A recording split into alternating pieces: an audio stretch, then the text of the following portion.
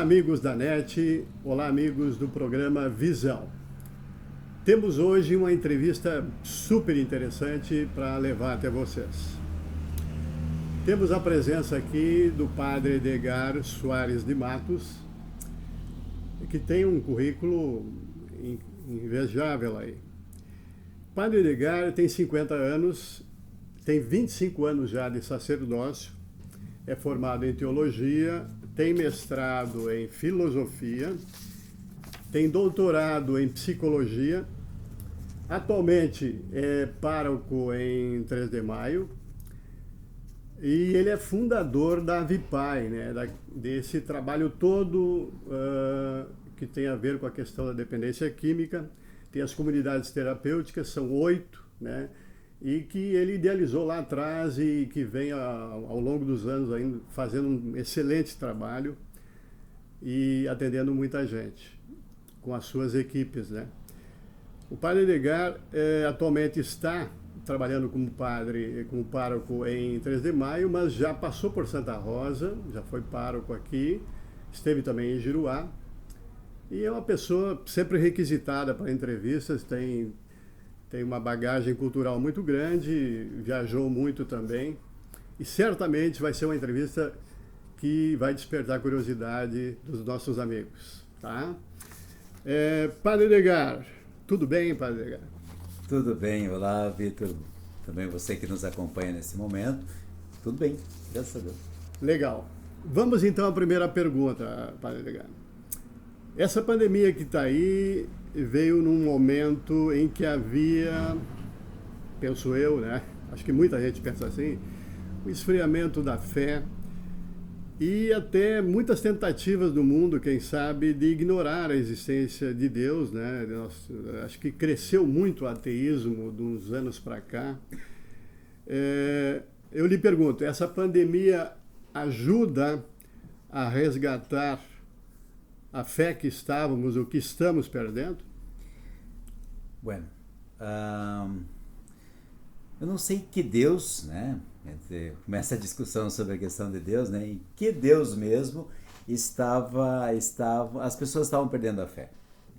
É uma briga de deuses, né? Uma luta de Deus, ou de deuses, ou de ideias de Deus. Então, eu creio que sim, um tipo de Deus que manda chuva, que manda trovão, que manda raio, que manda doenças, que cura doenças. É um Deus que essa ideia de Deus está em crise. Aliás, desde Jesus está em crise. Porque o Deus de Jesus, né, quando ele diz eu sou o caminho, a verdade e a vida, quando ele diz eu sou a verdade, ele vem para trazer a verdade de quem é Deus. Deus não é alguém que está preocupado em mandar chuva, em trovão, como se faziam as culturas mais antigas antes, né, de Jesus. Mas assim, ele vem trazer um Deus misericordioso, um Deus que morre, né? Um Deus junto, né? Um Deus que ressuscita, um Deus que vence a morte, fiel, um Deus amigo da humanidade. Né? Esse foi o Deus de Jesus que parece que ele foi esquecido pelas instituições religiosas, inclusive. Eu falo das instituições religiosas. Inclusive pelas instituições. Esse Deus misericordioso, esse Deus amoroso, esse Deus cheio de compaixão. Então, como ele é... Eu fico pensando que nesse momento a gente está realmente diante dessa pandemia, né? E não é a primeira. A humanidade já passou por muito, né? Os vírus mataram muito mais do que as guerras, né? Os terroristas e assim por diante até hoje. E essa está sendo outra questão que nós estamos vendo aí. Então, esse Deus que está sendo redescoberto. Então, assim, oxalá aquele Deus milagreiro, curador, não sei o que mais, ele realmente desapareça. Esse é um Deus que também eu não acredito. Eu creio num outro, num Deus verdadeiro, no Deus de Jesus. E esse não está em crise. Está para ser redescoberto ainda, né? Ou novamente descoberto quando a gente vai para a palavra de Deus. Vai lá para a Bíblia, a gente encontra ele, que Papa Francisco tanto insiste nisso. Vamos para a fonte, lá nós vamos nos encontrar com ele. Então eu penso que aqui comigo, claro que a gente está numa situação de escuridão, né? Estamos todos passando, não tem ninguém que sabe, claro, o que vai acontecer aqui para frente. Mas eu já tenho uma convicção nesse sentido, né? É voltar para a origem. Tem um adágio, um ditado africano que diz, eles têm muito aquelas savanas, né? Que é tudo a mesma coisa, né? Então eles sempre dizem assim, quando você estiver perdido, não sabendo mais para onde ir, olhe para trás e tente ver de onde você veio. E assim também eu vejo o próprio cristianismo, né, a ideia de Deus, né, a própria fé, a fé é diferente, né, mas a própria espiritualidade, que nós deveremos de fato encontrarmos. Mas, Padre Edgar, me permite uma parte. O senhor não acha que, até verificando profecia bíblica, né, em Lucas a gente vê claramente isso, quando Jesus fala dos últimos tempos, das coisas espantosas, né? Nós estamos vendo, talvez de forma muito mais exacerbada no mundo, situações onde o mal está muito preponderante e forte, né? Escândalos, todo tipo de maldade, corrupção, etc, etc. O senhor não crê nessa ideia de uma possibilidade de um tempo que esteja indo para o fim, né? Conforme profecia bíblica, que Jesus Cristo voltaria, os conflitos inúmeros de países com países, etc, etc. Como é que o senhor vê essa questão do ponto de vista de uma própria profecia bíblica? A profecia, né, é diferente de tu ficar pensando catástrofes, né? Jesus viveu num tempo da profecia, diríamos assim, apocalíptica. O que é isso apocalíptico, né? De esperança. Mas ao mesmo tempo em que haviam muitas interferências internacionais na época, né? E a Palestina estava dominada por quem na época? Pelos romanos. E estavam abaixo de muita opressão. Então, debaixo de situações difíceis, né? Tinha que pagar altos impostos, e o imposto era só para pagar, né? Porque eles não tinham, eles tinham que se organizar mesmo, né? Ia tudo para Roma viviam no bem bom, e eles na situação muito difícil, né? Então havia muitas situações. Então Jesus vive, então os movimentos religiosos falavam nesse momento, mesmo os profetas de fato, olhando, né? Eles são apocalípticos, né? Onde eles não têm como falar às claras. Eles precisam falar uma linguagem que somente os iniciados conhecem. Essa é a profecia apocalíptica. Eles estão falando direto. Os iniciados sabem de quem eles estão falando. Ou seja, viviam debaixo e sabiam que se eles afrontassem direto, como Jesus afrontou o próprio Império Romano na época, eles iam para a cruz. E a pena de morte para os que se insurgiam contra Roma era a cruz. Enquanto que para os romanos era a decapitação, né? Também mortos, né? Mas a cruz era o mais terrível, era o mais terrível dos suplícios. Então eles precisavam falar, né? De fato, né? Interagir, falando, até verbalizando, colocando para fora, de uma forma, dessa linguagem apocalíptica, diz, né? Então, é diferente. Ele não está falando de sei lá de quando. Ele está falando aí, fala a besta, fala disso, fala os tempos, este mundo, não vos deixeis contaminar por este mundo. Né? E pensar o que é o mundo, fim do mundo. Né? O mundo é aquilo que nós construímos. A língua, os costumes, cultura, os prédios, sistema bancário, né? Agricultura. Isso é mundo, o que o ser humano construiu. Então, o fim de um mundo, né, pode significar, né, ou seja, o fim desse provisório, que sempre é provisório. Meu professor que fez que me auxiliou durante a confecção da tese, assim por diante, né, meu orientador sempre dizia, nós nunca vamos chegar como humanidade ao fundo do poço. Sempre estamos no provisório. Ou seja, Vamos imaginar um poço que vai caindo, de vez em quando a gente vai caindo e todo mundo caindo, de repente escora uma tábua ali, escora mais outra tábua, enfim, constrói uma organização, uma sociedade ali em cima daquela estrutura. E vai corroendo, os cupins vão corroendo e assim por diante, daqui a pouco cai de novo, né? Então a gente sempre estará no provisório. Então eu concebo o mundo também dessa forma, com muita esperança. Nada aqui do que construímos pode dizer isso é para sempre. Né? É sempre possível, né? É possível que vamos dar passos, nós vamos, assim como veio um vírus, a gente achava que tudo estava assim, solidificado, né? O mercado solidificado, blá, blá, blá, blá. De repente vem um vírus invisível que a gente não vê nada por aí e ele nos tira o chão, né? Quebra as tabuinhas ali e a gente cai para baixo. Estamos aí todos indo para baixo sem saber até onde vamos parar, né? Ok. O senhor acredita numa continuidade do sistema que temos hoje e que exige uma evolução dos seres humanos, né? Necessariamente eu não sei se eu gostaria que fosse essa continuidade, né? Mas que o Homo sapiens de repente realmente continuasse, né? E se organizasse, mas que conseguisse aprender de fato com essa pandemia.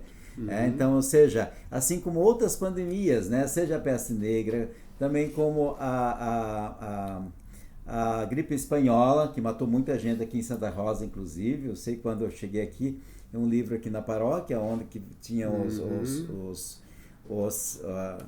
registros dos óbitos, né? Gripe espanhola, né? Então, após cada situação assim bem grave da humanidade, a humanidade deu um salto de qualidade depois. Matou muito em todo mundo, né? Exato, né? Mas deu-se um salto muito de qualidade. Então eu penso assim, eu não vejo o fim, não quero que seja o fim também, porque nossas crianças têm direito de viver, né? Nossos jovens, e olha, eu estou apenas com 50 anos também, né? Tenho mais 54 para frente, né? Então assim, eu preciso ir para adiante, né? Eu olho com esperança. Ok, mas daí então assim, para uma outra pergunta, Padre Edgar, já encaminhando.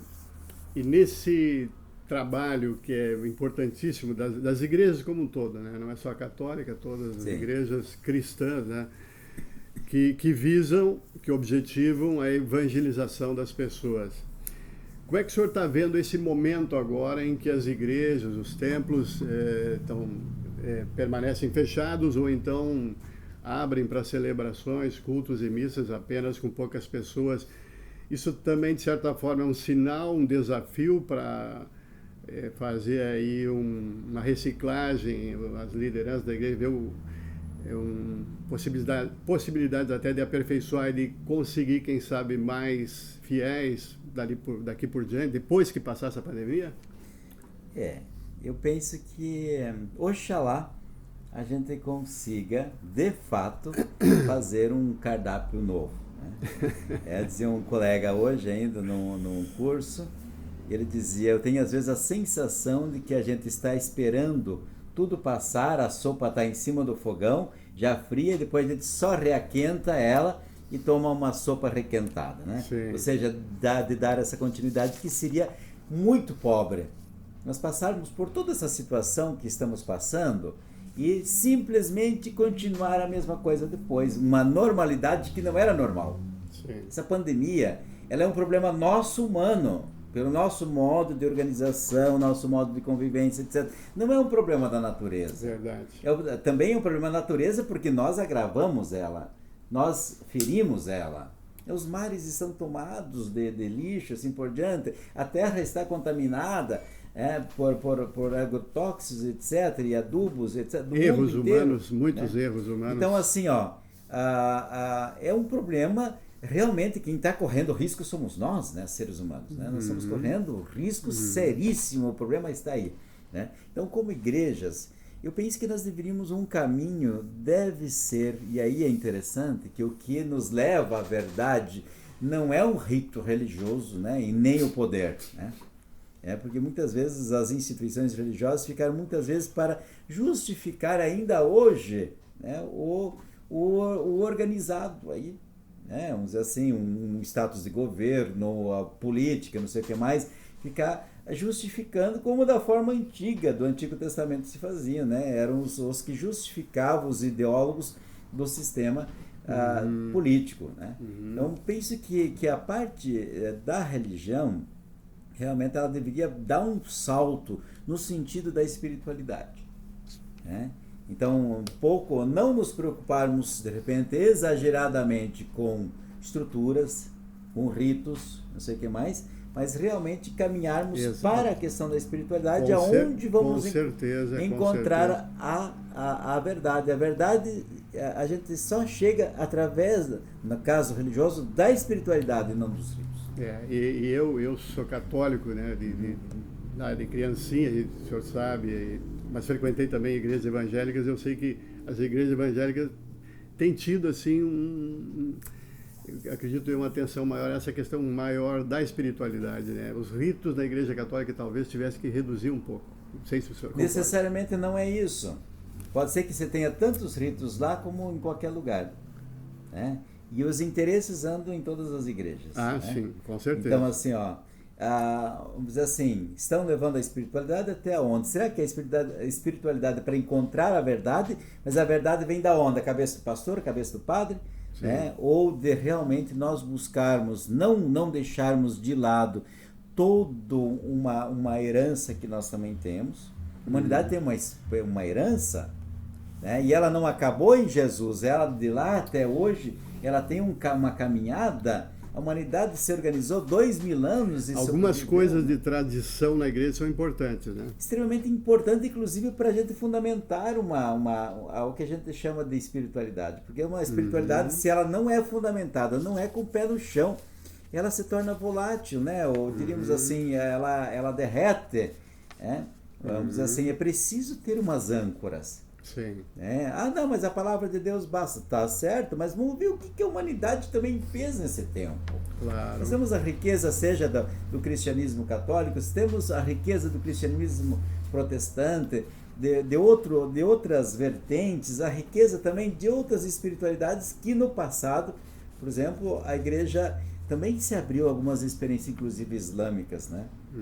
Com as invasões islâmicas, a riqueza do islamismo, a riqueza, por exemplo, do budismo, as monjas vestidas da forma como temos, as freiras, assim por diante.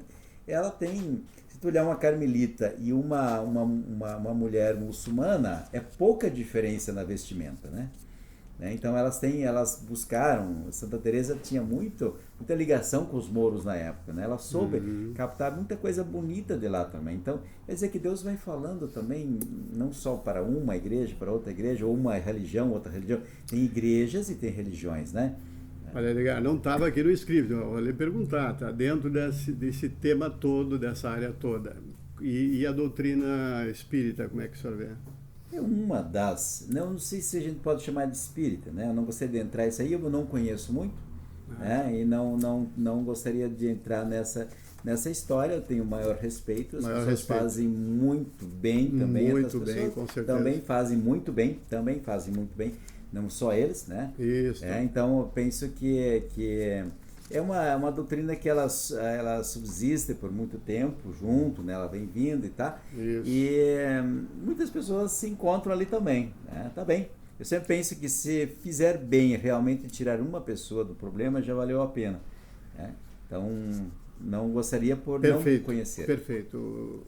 Padre Edgar, agora mudando do espiritual para a questão mais psicológica, né? Mais da psique. O senhor também é psicólogo, né? E o isolamento social agora, segundo especialistas, vai trazer muitas baixas na área de doenças mentais. Ansiedade, angústia, depressão, que quem sabe já estava num certo grau, agora poderá aumentar, atingindo mais pessoas, né?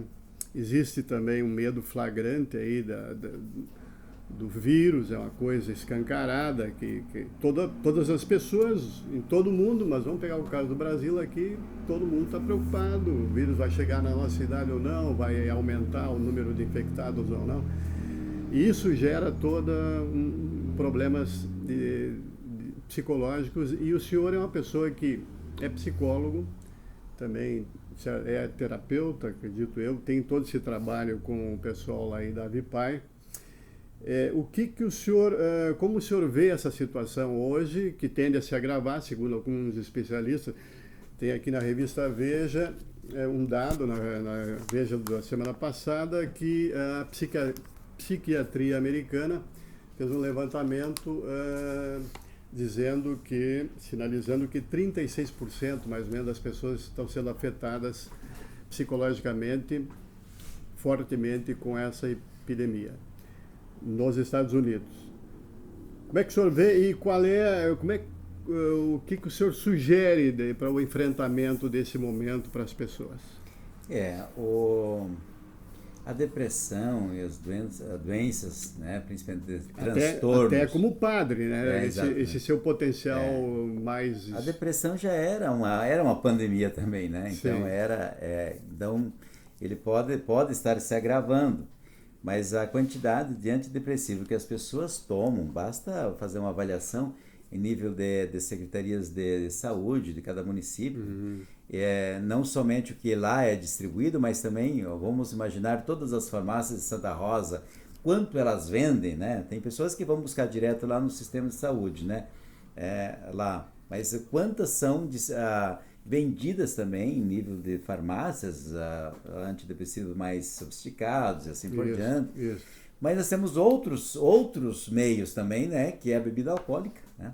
Vamos imaginar quantas garrafas de cerveja são consumidas em Santa Rosa por mês, né? Garrafas de cachaça, garrafas de uísque, e o que é E as outras drogas? O que são as drogas, as bebidas, né? Na verdade, ela não deixa de ser um antidepressivo, entre aspas, né? Do pobre, né? Inclusive uma garrafa E aí vem as outras drogas ilícitas também, que são consumidas, né, aos montes. Aos montes.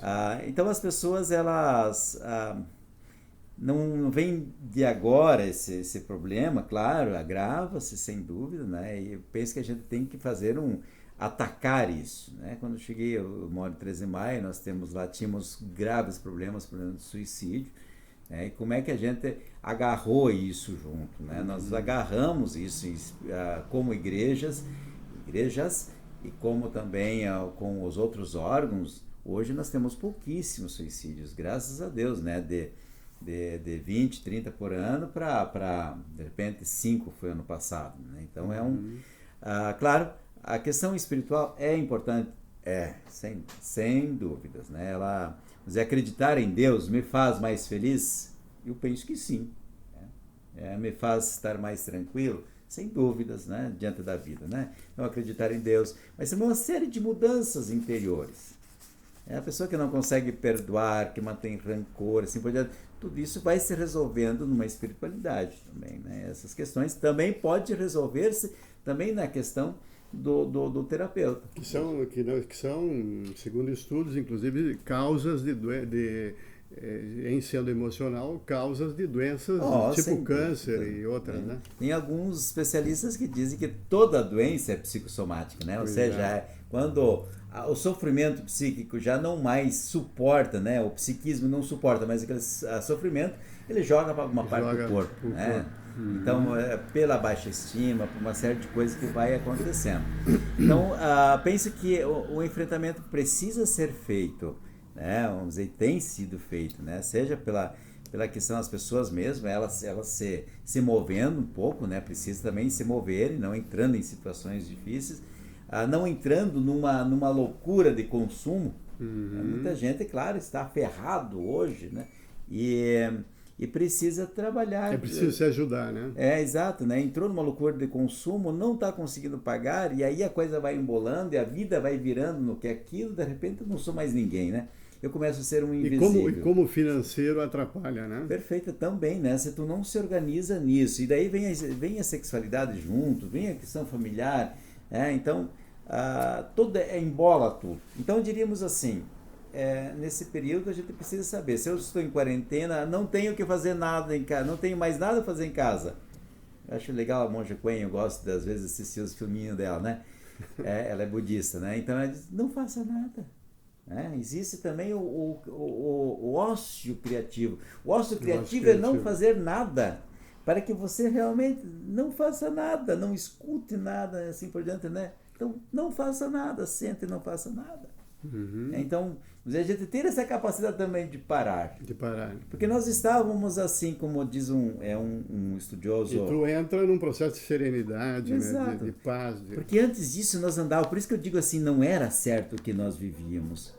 Que a gente estava como que andando em cima de um lago congelado, né? Sabe que tem uma crosta de gelo assim, né? Se você andar, não afunda, não quebra. Se tu parou, pesa e quebra. Né? Então assim, nós andávamos como que em cima de um lago de gelo, correndo para cima e para baixo e assim por diante. E se a gente parar, quebra. Não, se eu parar a minha empresa, eu quebro, né? Se eu parar, não sei, eu quebro, né? Então nós vivíamos nisso, né? Estamos vivendo. Isso é uma coisa muito louca também, né? Sim. Isso é doideira, uma humanidade louca. Vivíamos uma humanidade doente, louca, paranoica, né? Sim. E essa aí vai longe para curar também. Mas não sei se vai ser essa pandemia que vai curar ela ainda, né? Mas que vai ajudar, vai ajudar. Pelo menos, talvez para muita gente, né? Talvez não para todos, né? Para delegar. Bom, e o seu projeto aqui com a Vipai, com as comunidades terapêuticas, como é que vai? Bueno, nós estamos aí chegando perto uns 18 anos, 19 anos de trabalho, quer dizer que a gente está ficando madurinho já. Né? 18, 19 anos parece que é pouco, né? Mas não é pouco. Até porque o problema da droga, ela é um problema assim que se acirrou nas últimas 2 décadas, principalmente, né? Sim. Nos últimos 15 anos que a questão ficou acirrada, né? Então antes já existia, mas é diferente. Uma maconhinha lá do tempo dos Beatles é bem diferente da maconha de hoje, né? Então as coisas não são a mesma coisa, né? Sim. Então nós estamos enfrentados o trabalho cresceu muito, infelizmente, né? A gente fica feliz em poder atender as pessoas, né? Quer dizer, infelizmente, porque infelizmente tem pessoas que estão precisando, que caíram nessa situação. É uma situação grave, sem dúvida, de saúde pública, de saúde, né?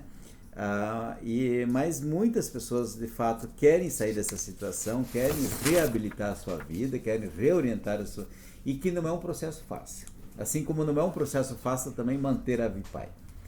Nós temos uma coordenação, uma gerência e uma coordenação com os responsáveis técnicos, com o corpo de técnicos, principalmente da área de psicologia, né? Hoje nós temos, em cada casa, temos um psicólogo, temos assistência social, temos o acompanhamento das pessoas, e tem sido muito bom, né? O trabalho está sendo muito bom, embora desafiador nesse tempo de pandemia, né? A gente segue protocolos e assim por diante, né? E hoje nós estamos firmes, lutando com eles para que eles realmente possam sair de nossas casas, ir para a sua família depois, tocar a sua vida, não mais normal, porque o normal deles era doentio, mas com uma qualidade de vida de fato, né? Sim.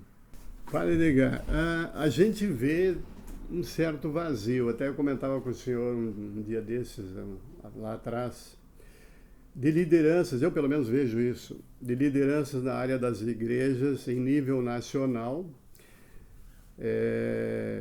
da própria católica, de outras denominações também, que poderia, quem sabe, né, estar interagindo até com a classe política hoje. Nós vemos um conflito político, um atrás do outro, o Brasil agora com essa pandemia. A gente lembra lá atrás do Dom Paulo Evaristo Arns, Dom Aloysio Lorscheider, Dom Helder Câmara, líderes que se manifestavam, que buscavam a possibilidade de entendimento, até mesmo tendo uma intromissão na área política. O senhor não acha que esse momento que o Brasil está vivendo hoje, que a política está, de certa maneira, em função dos conflitos que existem, atrapalhando até um pouco tudo o que poderia se fazer de melhor para atacar e reduzir o sofrimento das pessoas em relação aos efeitos da pandemia? O senhor não acha que também poderia haver uma ação das igrejas? Me parece que está um pouco travado, está um pouco... É uma opinião minha, Mas em cima dessa opinião, eu lhe faço essa pergunta. Tem uma luta de deuses, né? Uma luta de Deus aí, né? De compreensões de Deus, inclusive, de um grupo de igrejas. Nós estamos uma semana... Não é ideológica a pergunta, não é nada de... mas, sim, mas tranquila a questão ideológica ou não, né? Nós estamos numa semana de oração pela unidade dos cristãos, né? E são poucas igrejas que comungam, né, ecumenicamente, né? Então, realmente, ou seja, que esse respeito se aceita, assim por diante, né? Então, nós temos um grupo que a gente reza em relação a isso e tem uma linha também. Nossa linha bíblica profunda, não a Bíblia, um interpretaço, né? Nós temos linhas bem ideológicas dentro das religiões, das igrejas por aí, bem ideológicas, bem... né? Que não seria o ideal? Aí quando foge a trocadilho. teologia e vem a ideologia, aí começam as encrencas e as brigas, né? Então, pense que até pela teologia, quando a gente tem um ponto comum, seja a palavra de Deus, seja a tradição, assim por diante, realmente buscar na racionalidade, muitas vezes, sim, sem dúvida, né? Para a gente dirimir, para a gente diminuir os nossas arestas, diferenças, a gente consegue chegar a um ponto comum, bonito, né? E também se tratando como gente, né? Deixando-se curar, né? Eu li até há pouco um livro também de um pastor argentino que escreveu há muito tempo. Ele dizia assim, o cristianismo nós devemos primeiro nos deixar curar dentro da igreja, e depois crescer, não engordar. Quando tu falava de mais adeptos, né? Às vezes engorda e não cresce, né? Sim, então a ideia é a gente deve se sim. curar para crescer, né? Então eu penso que as igrejas precisam se curarem para crescerem juntas e apresentar, não sei se elas precisam, e é do viés da igreja, de alguma igreja, mostrar um norte político. Uma tentativa de pacificação, não é possível? O que vamos pacificar? Eu acho que a pacificação ela deve vir da linha política, sim. Porque o senhor sabe que tem uma polarização forte hoje no Brasil, essa história toda de esquerda radical, direita radical, e um puxa para um lado, outro puxa para o outro, e será que nesse sentido de tentar encontrar Eu acho que existem sectários radicais, não, né? O radical é aquele que vai na raiz, né, do problema, que vai na raiz do estudo. Tem sectarismo, e sempre que há sectarismo, eles vão se matar, né? Os nazistas continuam até hoje, né? Então, assim, toda aquela coisa horrorosa continua até hoje, né? Muita gente comungando disso ainda, né? Ou seja, vai se levando, vai dizer que a escravidão no Brasil acabou, né? Pode ser que na lei acabou, mas na cabeça das pessoas continua mesmo, né? Essa pessoa não quer trabalhar, mas ninguém mais quer trabalhar, só quer trabalhar por dinheiro, né? Não é aquela coisa assim, né? Isso é escravidão, né? Mas é ideia de escravidão. Então, as pessoas estão com isso. Então, o pacificar na questão política, eu penso que vem de outras razões. Eu acho que hoje estão correndo atrás dessa questão da mentira, das notícias falsas, né? De uma certa polarização que se aconteceu, aliás, mexeu dentro das pessoas, né? Como é que é Mussolini que dizia, eu apenas provoquei o ódio que existia dentro das pessoas, né? Então, isso é muito complicado, né? Então, assim, vai aparecendo as pessoas, vão aparecendo as lideranças, por aí, entre aspas, muitas vezes, e elas vão mexendo com aquilo que existe, que às vezes está passado só um merengue por cima, mas por baixo a coisa está fervendo, né? Ela existe, né? Ela não foi resolvida, ela não foi curada, né? O autoritarismo não foi curado no Brasil, né? A Casa Grande não foi resolvida no Brasil, a senzala não foi resolvida no Brasil, né? Então, assim, e eu não sei se a gente tem que pacificar isso e dizer passar de novo um merenguezinho nesse bolo mofado, né? Hoje deveria ser realmente isso, questões políticas precisam ser resolvidas na área política. Okay. Né? Então, assim, como no sentido por homem, pela discussão, realmente uma discussão por pessoas capazes, né, que possam conversar sobre isso, trazendo a ciência junto, que possa ser um auxiliar, seja as convicções religiosas, uma espiritualidade que possa dizer assim, não, vamos chegar a um acordo ciente, consciente, bonito. Então, há saída. Tendo um... mas eu acho que não dá para as igrejas ficarem passando um merengue em cima do bolo mofado. Né? Esse bolo tá podre. Né? Tá podre, vai ser bonitinho por cima e por... uma última pergunta aí, Padre Edgar. Que tem a ver com tudo que falamos, sobretudo agora nessa parte final aí. Temos uma crise ética também grande aí no Brasil, mais especificamente, né? Que se inicia com os políticos e que foi se inserir, se adentrou aí em vários setores da sociedade. Teríamos que investir mais em educação e nos valores cristãos? Mas assim, quando a gente fala da questão da organização da sociedade, né? Brasil República, né? Tem que se investir sim em educação, sem dúvidas, né? Não vejo, né? Como não, porque a educação é a única forma de quebrar o meu destino. Né? O que significa isso? Através da educação, vamos imaginar uma pessoa, meu pai é médico, né? Sim. O que o pai, todo médico sonha que o filho seja também? Médico. Tá bom, né? Tá bem.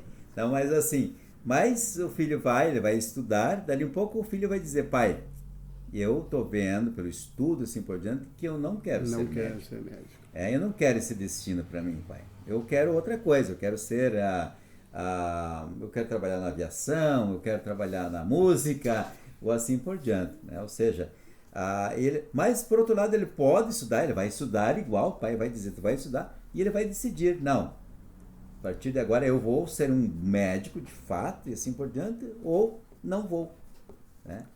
Mas se ele não, mas vamos imaginar sem estudo, né? Sim. Mas é uma pessoa sem estudo, né? Alguém que está lá na lavoura, né? Filho, né? Lembra que antigamente você não precisa, esse não vai estudar porque ele vai ficar na roça, né? Isso.